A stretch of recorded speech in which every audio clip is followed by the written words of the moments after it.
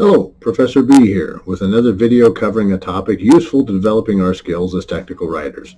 In this video, I will walk through the 8 basic parts of the English language and provide some brief examples of usage. It is important to master the basics in doing any task. So in technical writing, we start with letters. We know letters from elementary school when we sang the ABCD song. We build our letters into words. From our words, we build phrases and clauses. Our phrases and clauses we build into sentences, which we roll into paragraphs. We build paragraphs transitionally into documents, whether they be emails, letters, reports, or what have you. So, without further ado, let us take a look at 8 parts of speech. Mastering the basics here at Montana Technological University. The very first part of speech that we'll look at is our nouns. And from elementary school, we remember that our nouns are a person, a place, a thing, or an idea. Well, that's good for elementary school, but in college, we need to know much more about them to make sure that we're effective in our writing. There are several types of nouns we must watch out for. We have our proper nouns, when we refer to a specific person, place, thing, or idea, especially in research or what have you. There are some examples here. They are always capitalized, no matter where they occur in our writing, as opposed to our common nouns, which are generic names of those person, place, things, or ideas, and we only capitalize them when they come at the beginning of our sentences. Another distinction we can make is whether the noun is concrete. We can see it with our senses. We can taste it, touch it, smell it. It is physical or it is real. Some examples listed there. Or is it abstract? We know it's a thing or idea, but we can't see, hear, or sense it. We just know it exists. A concept of courage, our imagination, love. We also have what we call a collective noun, where we talk about a group of people or things. It acts as a singular noun and takes a singular verb. The 2 examples here, pack of lies and pride of lions, take singular verbs. Our plural nouns we make by adding generally an S or an ES to make a plural noun, and a plural noun requires a plural verb. Our nouns can be countable, even if the number is very large. We have a flock of geese sitting on a football field. We would refer to them as many geese if we do not know the specific number. Or if there was a small amount, we would add few in front of our countable noun cats, because we can count cats. Okay? We have things that are uncountable. They are measurable in certain ways, but we can't count them. The state or quantity is impossible to count. Intelligence you can't count. Same with liquid or air. They are measurable, though. We have our pronouns. This is where I usually insert my dad joke. They are pronouns because they get paid to do what they do. That's not the case here. These are words we use in place of nouns. Okay? Much like our regular nouns, we can have types of pronouns. We can have personal ones that show a contrast of person, gender, number, and or case. Okay? We can have antecedent pronouns. This happens when we have a noun occurring early on in our writing, and later on we do not want to use the same word to describe that noun again. We can replace it with an antecedent pronoun, and there are some examples for us here. We can have relative pronouns. They connect our relative clauses, independent clauses, and can introduce other information for us. Our relative pronouns are that, what, which, who, and whom. Important to distinguish this next section.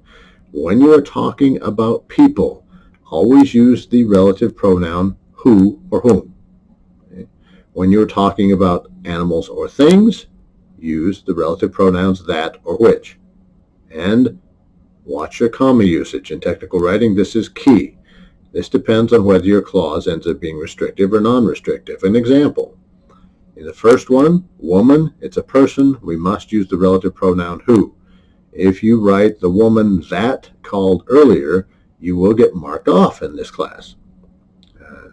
Later on, we have all dogs that got adopted today. This is a restrictive clause talking about only the dogs that got adopted, so we have no comma in our construction. But with our third example, my car still runs well, the clause, which is nearly 20 years old, is not restrictive. It's just descriptive. Okay, so we must set it off with a comma. We have demonstrative pronouns that point to things. That, this, these, those. Okay? There is a distinction. This and these refer to nearby things or things that are close to your point of view or perspective when you're writing, and that, those, when you're talking about something far away. Bear in mind, this distance can be physical or metaphorical. You understand that it's a distance, but it's not measurable. Okay? An example, here's a letter with no return address. Who could have sent this? It is nearby. The letter is here. If you think roses smell nice, try smelling these. Okay? A house like that, it is far away from us. Those things over there, those birds, they're not swans, they're geese, but they're not close to us. So anytime you see that or those, the reader is going to assume you're talking about something away from you. This and these, they will assume it's nearby. You can have indefinite pronouns that refer to a word that is not specifically identified. Here are some examples. An indefinite pronoun, everybody was late to work because of the traffic jam. We don't know the names of every single person that was late. We just identify them as everybody. And a grammatically very confusing sentence, it matters more to some than others. We really don't know what it is in this sentence, but whatever it is, it has a different matter to some people. And then nobody knows the trouble I've seen. We have our way of expressing action in our language, and that is what we call verbs. Verbs express action or being. Much like nouns and pronouns, we have different types of verbs. We have our class of verbs called action verbs.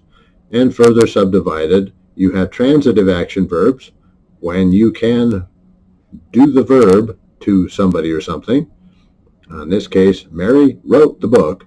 Or you have intransitive action verbs, where you need helper words. In this case, Amber can't run the field. She can run across the field, over the field, under the field, around the field. We have our non-action verbs. Okay? In those, we have two be verbs. Am, is, are, was, were, be, being, and been. And we have linking non-action verbs. They help us build something. Okay? We also have ways of describing things in our language. These are adjectives. They modify or describe a noun or a pronoun. Just like everything else, there are different types. You have the absolute, which just describes something in its own right. I have an uncle, he is cool, so it's my cool uncle. The desk happens to be messy, so we describe it absolutely as a messy desk. If you happen to be making comparisons, there is a comparative adjective. We add er or IER to the end of it. Makes a comparison between two or more things. So of the uncles that we're discussing, my cooler uncle, of the desks in contention for messiness, this is the messier one. And then we have superlative, the highest degree of quality. EST is the suffix we add. Okay? My coolest uncle, messiest desk. We also have coordinate adjectives. They modify the same noun. Sometimes we need to separate them by commas. This is going to be a long, comma, cold winter. Long and cold both modify winter. There's a conjunction in the second sentence, dedicated and tireless, both modify efforts. But in the third sentence, these are not a coordinate adjective. It is just talking about the old silver locket. and we have compound adjectives.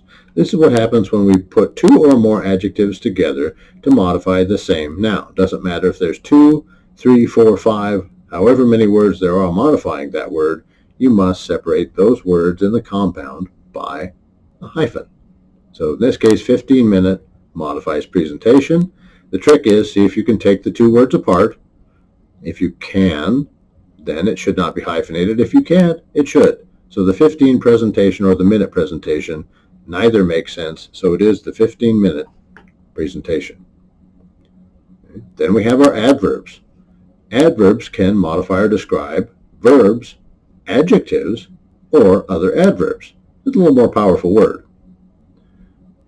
Our types of adverbs, much like the adjectives, there's absolute. They describe something in their own right.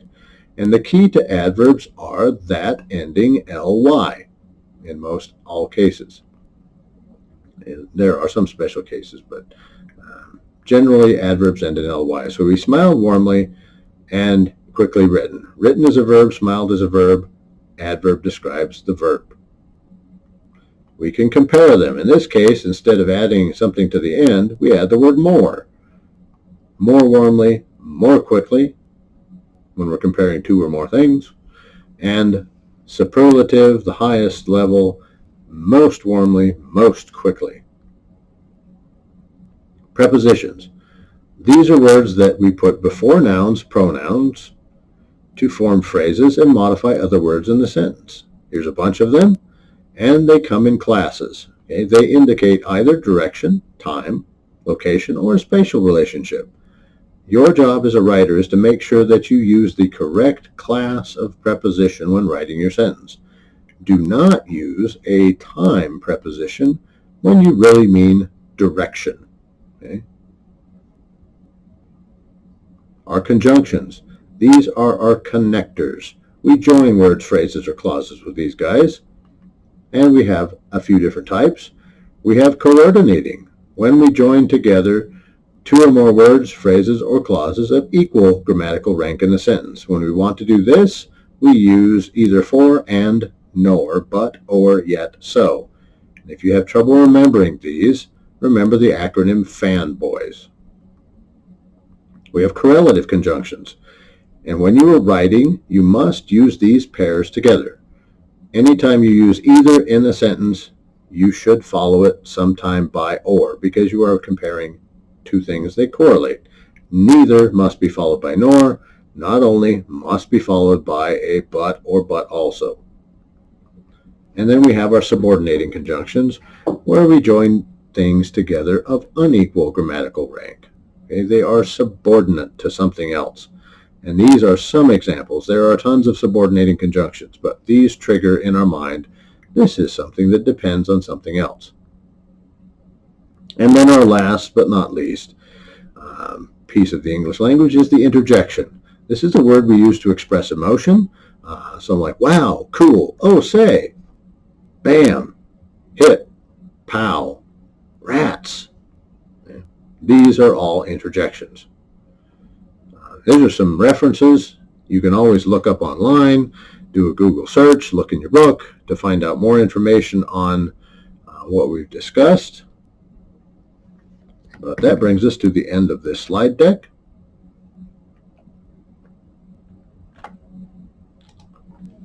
And that brings us to the end of our time together for this video.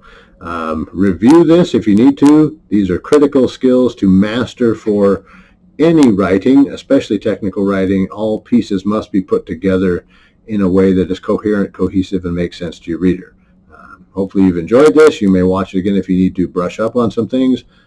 So this is Professor B signing off. See you next time.